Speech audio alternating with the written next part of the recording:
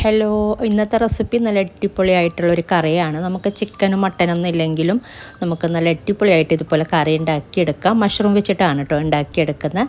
അപ്പോൾ ഇതിന് വേണ്ടിയിട്ടൊരു പാത്രം ചൂടാകുമ്പോൾ ഒരു 2 ടേബിൾ സ്പൂൺ എണ്ണ ചേർത്ത് കൊടുക്കുക. ഇതൊന്ന് ചൂടായി വരുമ്പോഴേക്കും ഇതിലോട്ട് ഒരു ചെറിയ സവാള കട്ട് ചെയ്തിട്ട് കൊടുത്തിട്ടുണ്ട്.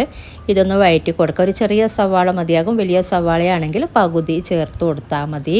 അപ്പോൾ ഇത് വഴന്ന് വന്നിട്ടുണ്ട്, ഇത്രയും മതി. ഇനി ഇതിലോട്ട് നമുക്ക് ക്യാപ്സിക്കം ചേർത്ത് കൊടുക്കാം. ക്യാപ്സിക്കം ചേർത്ത് കൊടുക്കുന്നുണ്ട്. ഒരു മീഡിയം സൈസിലുള്ള ക്യാപ്സിക്കത്തിൻ്റെ പകുതിയാണ് കേട്ടോ ചേർത്ത് കൊടുത്തിട്ടുള്ള. ഫുള്ളായിട്ട് എടുത്തിട്ടില്ല, പകുതി മതിയാകും.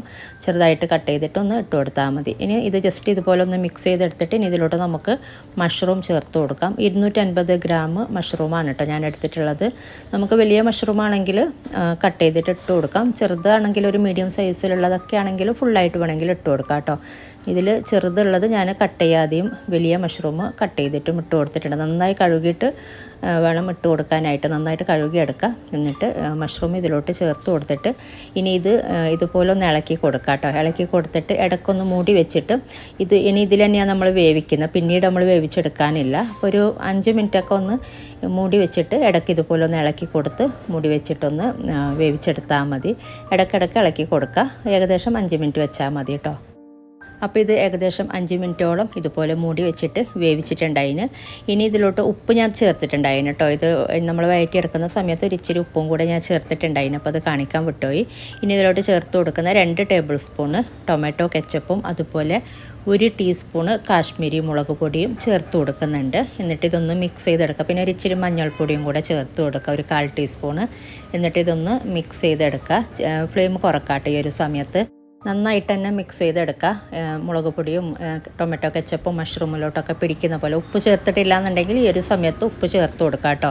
നേരത്തെ വഴറ്റുന്ന സമയത്ത് ചേർത്തിട്ടില്ല എന്നുണ്ടെങ്കിൽ ഇതിപ്പോൾ ഇത്രയും മതി. ഇനി ഇതിൽ നിന്നും ഇതൊന്നും മാറ്റി വെക്കുക. അല്ലാന്നുണ്ടെങ്കിൽ ഇനി നമ്മൾ ചെയ്യുന്ന സ്റ്റെപ്പ് വേറൊരു പാത്രത്തിൽ ചെയ്താലും മതി. അല്ലാന്നുണ്ടെങ്കിൽ ഈ ഒരു പാത്രത്തിൽ നിന്നും ഞാൻ മാറ്റി വെക്കുകയാണ് ചെയ്യുന്നത്. എന്നിട്ട് ഈ ഒരു സെയിം പാത്രത്തിൽ തന്നെ ഒരു ഇച്ചിരി ബട്ടർ ചേർത്ത് കൊടുക്കുക. ഒരു 2 ടേബിൾ സ്പൂൺ ബട്ടർ ചേർത്ത് കൊടുത്താൽ മതി.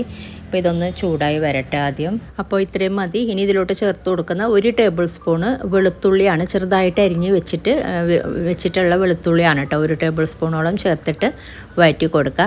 ഇനി ഇതിലോട്ട് 2 ടേബിൾ സ്പൂണ് മൈദ ചേർത്ത് കൊടുക്കുക. ഫ്ലെയിം കുറക്കുക. ഈ ഒരു സമയത്ത് മൈദ ചേർത്തിട്ട് ഒന്ന് ഇളക്കി കൊടുക്കുക. അപ്പോൾ ഇത് ഒരുപാട് നേരം വഴറ്റിയെടുക്കേണ്ട ആവശ്യമില്ല. 1 മിനിറ്റും വേണ്ട കേട്ടോ. ഏകദേശം 1 മിനിറ്റിൻ്റെ അടുത്തൊക്കെ വഴറ്റി കൊടുത്താൽ മതി ഫ്ലെയിം കുറച്ചിട്ട്. ഇനി ഇതിലോട്ട് നമ്മൾ ചേർത്ത് കൊടുക്കുന്നത് പാലാണ്. സാധാ പശുവിൻ പാല്, തേങ്ങാപ്പാലൊന്നുമല്ല. 1 കപ്പ് പാലാണ് കേട്ടോ ചേർത്ത് കൊടുക്കുന്നത്. എന്നിട്ട് നന്നായിട്ടൊന്ന് മിക്സ് ചെയ്തെടുക്കുക. പിന്നീട് നമ്മൾ നോക്കിയിട്ട് ഇതിലോട്ട് കുറച്ച് വെള്ളം ചേർത്ത് കൊടുക്കുന്നുണ്ട്. അതുപോലെ ഞാനൊരു ഇച്ചിരി ഫ്രഷ് ക്രീമും കൂടെ ചേർത്ത് കൊടുക്കുന്നുണ്ട്. ഓപ്ഷനലാണ്, വേണ്ടെന്നുണ്ടെങ്കിൽ കയ്യിലില്ലാന്നുണ്ടെങ്കിൽ ഒഴിവാക്കാം കേട്ടോ. ഒരു 3 ടേബിൾ സ്പൂണൊക്കെ ചേർത്ത് കൊടുത്താൽ മതി. നന്നായിട്ട് ആദ്യം മിക്സ് ചെയ്തെടുക്കുക. ഇങ്ങനെ മിക്സ് ചെയ്തെടുക്കുമ്പോൾ ഇതുപോലെ ഇങ്ങനെ തിക്കായിട്ട് വരും. ഇനി നമുക്ക് നോക്കിയിട്ട് വെള്ളമൊക്കെ ചേർത്ത് കൊടുക്കാം. ആദ്യം ചേർത്ത് കൊടുക്കുന്ന ഒരു 3 ടേബിൾ സ്പൂണോളം ഫ്രഷ് ക്രീം ചേർത്ത് കൊടുക്കുന്നുണ്ട്. 3 ടേബിൾ സ്പൂണോളം ഫ്രഷ് ക്രീമാണ് ചേർത്ത് കൊടുക്കുന്നുള്ളത്. ഇനി ഇതിലോട്ട് വെള്ളം 1/4 കപ്പ് വെള്ളം ചേർത്ത് കൊടുക്കുന്നുണ്ട്. പാലെടുത്ത ഈ ഒരു കപ്പിൽ തന്നെ 1/4 കപ്പോളം വെള്ളം ചേർത്ത് കൊടുത്തിട്ടുണ്ട്. ഇനി ഇത് നന്നായിട്ടൊന്ന് മിക്സ് ചെയ്തെടുക്കുക. ഇത് തിളക്കുമ്പോൾ വീണ്ടും തിക്കാകും.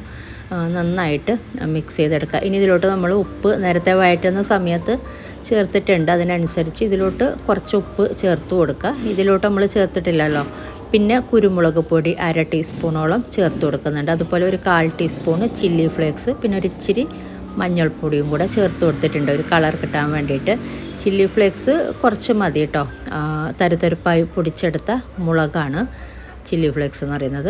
ഇതിപ്പോൾ എല്ലാം പാകത്തിനായിട്ടുണ്ട്. ഇനി ചെറുതായിട്ടൊന്ന് തിളക്കട്ടെ.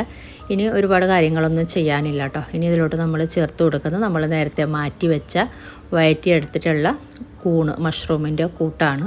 അപ്പോൾ ഇതിലോട്ട് ചേർത്തിട്ട് നന്നായിട്ട് മിക്സ് ചെയ്തെടുക്കുക. ഇനി ഇത് നന്നായിട്ട് തിളക്കണമെന്നില്ല, ചെറുതായിട്ടൊന്ന് തിളച്ചാൽ മതി. ഓൾറെഡി ഇത് തിളച്ചുകൊണ്ടിരിക്കുന്നുണ്ട്. ഫ്ലെയിം നമ്മൾ കുറച്ചിട്ടല്ലേ മഷ്റൂമൊക്കെ ഇട്ട് കൊടുത്തത്. ഫ്ലെയിം ഓഫ് ചെയ്തിട്ടില്ലല്ലോ. ഇനി ഇത് ചെറുതായിട്ടൊന്ന് തിളക്കുമ്പോൾ ഫ്ലെയിം ഓഫ് ചെയ്താൽ മതി. അപ്പോൾ നല്ല അടിപൊളിയായിട്ടുള്ളൊരു കറിയാണ് കേട്ടോ ഇത്. നമുക്ക് ദോശയുടെ കൂടെ, ചപ്പാത്തി, റൈസ് എല്ലാത്തിൻ്റെ കൂടെ നല്ലൊരു കോമ്പിനേഷനാണ്. കുട്ടികളൊക്കെ നന്നായിട്ട് ഇഷ്ടപ്പെടും കേട്ടോ ഈ ഒരു മഷ്റൂം വെച്ചിട്ടുള്ള കറി. ചിക്കന് മട്ടനൊക്കെ വെക്കുന്നതിനേക്കാളും നല്ല അടിപൊളി ടേസ്റ്റാണ്. ഈ ഒരു രീതിയിൽ നിങ്ങൾ ട്രൈ ചെയ്തിട്ടില്ല എന്നുണ്ടെങ്കിൽ ട്രൈ ചെയ്ത് നോക്കാം കേട്ടോ. ഇതിലോട്ടൊരു ഇച്ചിരി മല്ലിയില അരിഞ്ഞതും കൂടെ ഞാൻ ചേർത്ത് കൊടുക്കുന്നുണ്ട്. എന്നിട്ട് നമുക്ക് ഫ്ലെയിം ഓഫ് ചെയ്യാം. അപ്പോൾ മല്ലിയില അരിഞ്ഞത് നേരത്തെ ചേർത്ത് കൊടുക്കാം കേട്ടോ. ചെറുതായിട്ട് തിള വരുമ്പോൾ എന്നിട്ട് ഫ്ലെയിം ഓഫ് ചെയ്താൽ മതി.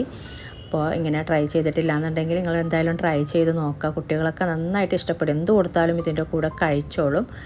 അപ്പോൾ ഇതാണ് ഇന്നത്തെ വീഡിയോ. അപ്പോൾ ഇന്നത്തെ വീഡിയോ നിങ്ങൾക്ക് ഇഷ്ടമാവുകയാണെങ്കിൽ മറ്റുള്ളവരിലേക്ക് ഷെയർ ചെയ്യാനും ലൈക്ക് ചെയ്യാനും കമൻറ്റ് ചെയ്യാനൊന്നും മറക്കരുത് കേട്ടോ. അപ്പോൾ അതുപോലെ സബ്സ്ക്രൈബ് ചെയ്യാത്തവരാണ് വീഡിയോ കാണുന്നതെങ്കിൽ സബ്സ്ക്രൈബ് ചെയ്യാനും മറക്കരുത്. അപ്പോൾ ഇതുപോലെ നല്ല റെസിപ്പിയുമായിട്ട് മറ്റൊരു വീഡിയോയിൽ കാണാം. Thank you.